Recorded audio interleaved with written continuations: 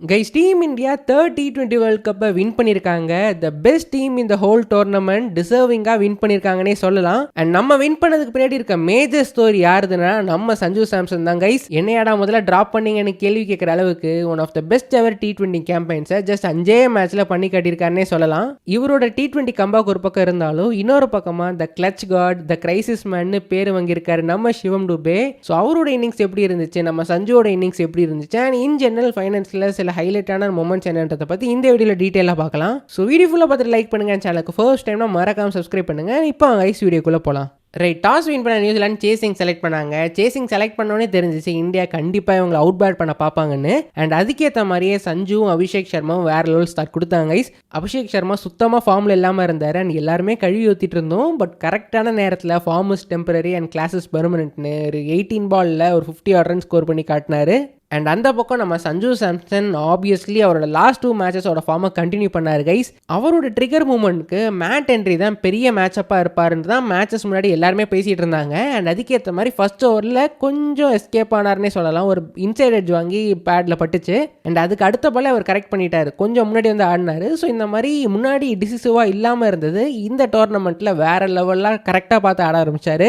And இது கூடவே இந்தியாவோட 12th மேனாக செயல்பட்டது நம்ம மிச்சல் சார்னர் தான். படுமட்டமான captaincy. Matt Henry first over கொஞ்சம் நல்லா போட்டார், செகண்ட் ஓவர் கென் ஃபில்லிப்ஸ் போட்டார், திருப்பி தேர்ட் ஓவர் மேட் ஹென்ரிட்டு போனால் கொஞ்சம் மேட்ச் இருந்திருக்கும், இன்ட்ரெஸ்டிங்காக இருந்திருக்கும். பட் அது போகாமல் ஒரு ஓவரும் இன்னொரு பவுலருக்கு தான் கொடுப்பேன்னு போக இதுதான்டா சான்ஸ்னு 2 பேரும் பொழக்க ஆரம்பிச்சிட்டாங்க. எந்த ஒரு சினாரியிலுமே இந்தியா தான் தடுமாறிட்டு இருக்குன்ற மாதிரியே இல்லை கைஸ். 2 பேருமே 5th கியர் 6th கியரில் போயிட்டு இருந்தாங்க. அண்ட் எஸ்பெஷலி சஞ்சு சாம்சன் வந்து ரிஸ்க் ஃப்ரீ நாக் ஆடிட்டு இருந்தார். இதை போன 2 மேட்சஸ்லேயே பார்க்க முடிஞ்சது. பெருசாக எல்லா பாலையுமே 6 அடிக்க பார்க்குறன்ற மாதிரியே கிடையாது கைஸ். அடிக்க வேண்டிய பால் அடிப்பார், தரையில் அடிக்க வேண்டிய பால் தரையில் அடிப்பார், சிங்கிள் தட்ட வேண்டியதெல்லாம் சிங்கிள் தட்டுவார். ஸோ இந்த மாதிரி தான் இந்த மேட்சும் ஆடிட்டு இருந்தார்.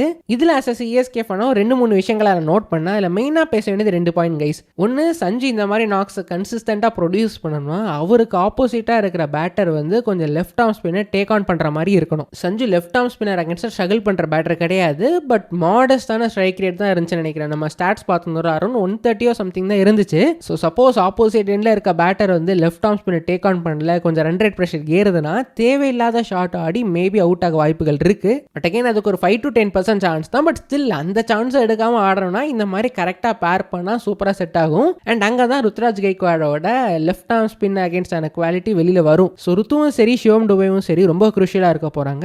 ஈவன் இன்னொரு பாயிண்ட் என்னன்னா, ஆயுஷ் மாத்திரம் சஞ்சு சாம்சன் ஓப்பன் பண்ணும்போது லெஃப்ட் ஆர்ம் ஸ்பின் வச்சு பவர் பிளேல டார்கெட் பண்ணலாம். ஸோ அந்த சினாரியோவில் எப்படி சஞ்சு சாம்சன் நேவிகேட் பண்ணுறாருன்றது பார்க்க இன்ட்ரெஸ்டிங்காக இருக்க போகுது. ஃபைனல்ஸில் லெஃப்ட் ஆர்ம் ஸ்பின்னர் இனிஷியலாக டேக் ஆன் பண்ணல, இஷான் கிஷன் கிட்டே விட்டுட்டாரு. ஸோ அடிக்கிற மாதிரி பால் போட்டால் மட்டும் அடிச்சிட்டாரே தவிர மற்றபடி க்ளீனாக தான் ஆடிட்டு இருந்தாரு. பட் நானும் ஒரு 100 ஸ்கோர் பண்ணுவார், கண்டிப்பாக ஃபைனல்ஸில் ஒரு 100 வரும் எதிர்பார்த்துட்டு இருக்கும் பொழுது 89க்கு அவுட் ஆகிட்டார் கைஸ். செல்ஃப்லெஸ்ஸாக ஆடிட்டு இருந்தார். போன மேட்சும் சரி இந்த மேட்சும் சரி டீமுக்கு ரன்ஸ் வேணும், நிறைய 6 ஸ்கோர் பண்ணணும், நிறைய ரன் ஸ்கோர் பண்ணணும்னு அடிக்க போய் தான் அவுட் ஆனாரு. அண்ட் இந்த மேட்ச்ல பார்த்தீங்கன்னா ஒரு ஹை ஃபுல் டாஸ் தான். நார்மலாக நிறைய பேர் அதை தட்டி ஓடி இருப்பாங்க. பட் இவர் அதையும் டேக் ஆன் பண்ணி 6 ஸ்கோர் பண்ணி ட்ரை பண்ணி தான் அவுட் ஆனாரு. என்னதான் இருந்தாலும் சரி செம்மையான கான்ஃபிடன்ஸ்ல இருக்காரு. அண்ட் ஈவன் ஆல்ரெடி ஒரு கல்ட் ஹீரோ தான் அவர். கேரளா சைட்லேருந்து வந்தனால கொஞ்சம் கல்ட்டாக தான் இருக்கு அந்த ஃபேன் பேஸ்லாம். இப்போ இந்தியாவில் சஞ்சுவோட எலவேஷன் இன்னும் பெருசாக இருக்க போகுது.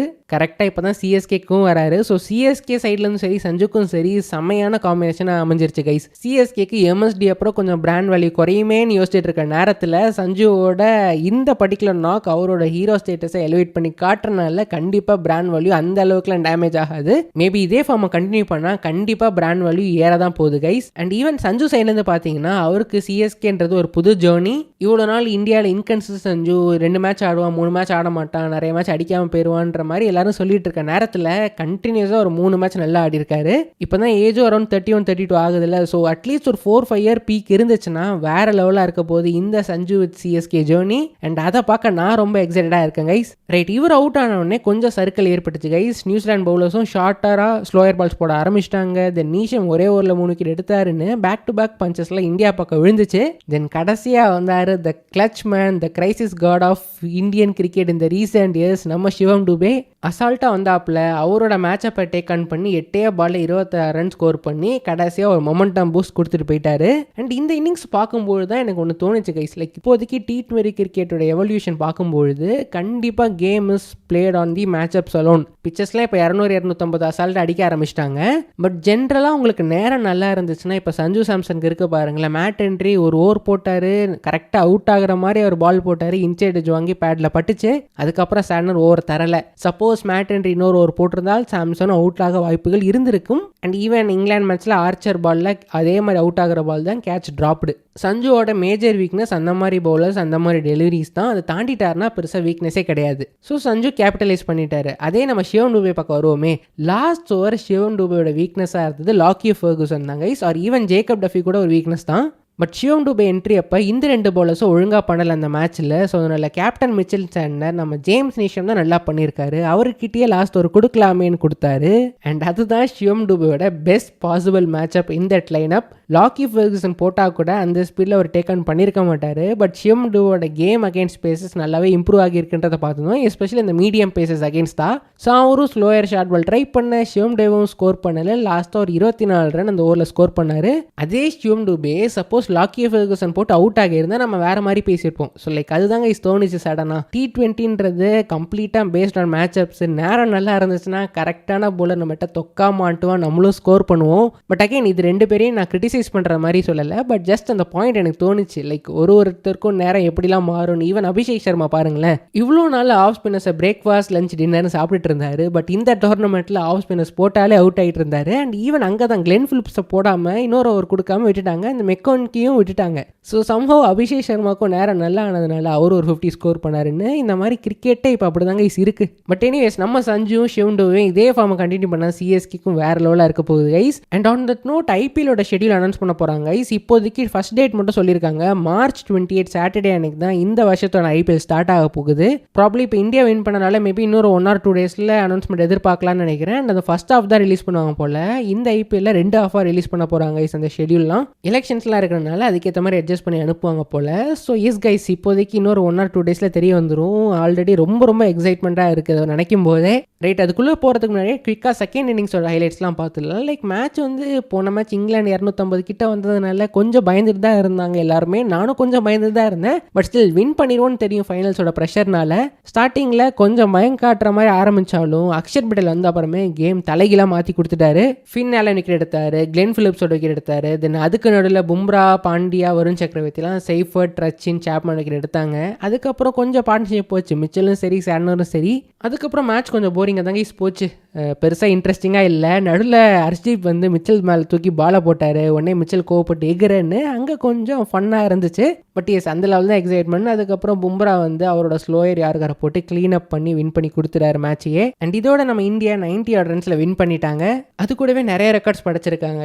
First team in the world to win T20 world cup thrice, first team in the world to win T20 cup in own conditions and first team to defend T20 world cup. And இதிலிருந்து ஒரு விஷயம் கிளியராக தெரிய வருது, ஐபிஎலோட full தாக்கம் படிப்படியாக Indian cricket especially white பாலில் தெரிய வருது.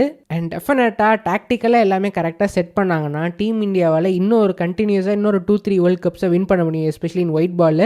இந்த டோர்னமெண்ட்டில் டாக்டிக்கலாக சில விஷயங்கள் தப்பாக பண்ணியிருந்தாலும் கரெக்டான நேரத்தில் சஞ்சு சாம்சன் உள்ளே எடுத்துகிட்டு வந்தாங்க. தென் சிவம் டூபே ப்ரொமோட் பண்ணி ஸ்பின் அகேன்ஸ்ட் ஆட வச்சாங்க அகேன்ஸ்ட் இங்கிலாந்து. ஸோ நிறைய விஷயங்கள் கடைசியில் கரெக்ட் பண்ணிட்டாங்க. இதுக்கப்புறம் நம்ம ஸ்ட்ரைட்டாக ஐபிஎல்ல தான் பார்க்க போகிறோம் கைஸ். வேற லெவல் ஃபன்னாகவும் இன்ட்ரெஸ்டிங்காகவும் இருக்க போகுது. இப்போவே அந்த வெயிலெலாம் தெரிய வரும்போதே எனக்கு ஐபிஎல் ஞாபகம் தான் வருது. லைக் நமக்கு வெயில் காலமே ஐபிஎல் சுற்றி தானே ஓடும். அண்ட் நான் ரொம்ப எக்ஸைட்டடாக இருக்கேன். எப்படி சஞ்சுவோட என்ட்ரி இன் சேப்பாக் இருக்க போகுது, அவரோட debut in Chepauk in CSK class இருக்க போகுதுன்னு. ஆல்ரெடி அவருக்கு ஒரு சூப்பர் ஃபேன் பேஸ் இருக்குது. இப்போ T20 வேர்ல்ட் கப் ஹீரோவாக வராரு, சென்னை சூப்பர் கிங்ஸ் கலரில் வராரு, சென்னை ஜெர்சியில் வராருன்னு பார்க்கும்பொழுது சேப்பாக்லையும் சரி ஆல் ஓவர் இந்தியாவும் சரி அவருக்கான ரிசப்ஷன் அண்ட் செலிப்ரேஷன் வேற மாதிரி இருக்க போகுது. ஸோ கம்மிங் டேஸில் அதை பற்றி இன்ஃபர்மேஷன் நம்ம பார்க்கலாங்க. So thank you so much for வாட்சிங் வீடியோ பிடிச்சா மறக்காம லைக் பண்ணுங்க, சேனலுக்கு சப்ஸ்கிரைப் பண்ணுங்க, உங்களோட ஃப்ரெண்ட்ஸ்க்கு ஷேர் பண்ணி விட்டுருங்க, ஹை பட்டனை தேடி விட்டுருங்க. அடுத்த வீடியோவில் பார்ப்போம். தேங்க்யூ ஸோ மச் ஃபார் வாட்சிங் again. Take care, bye by.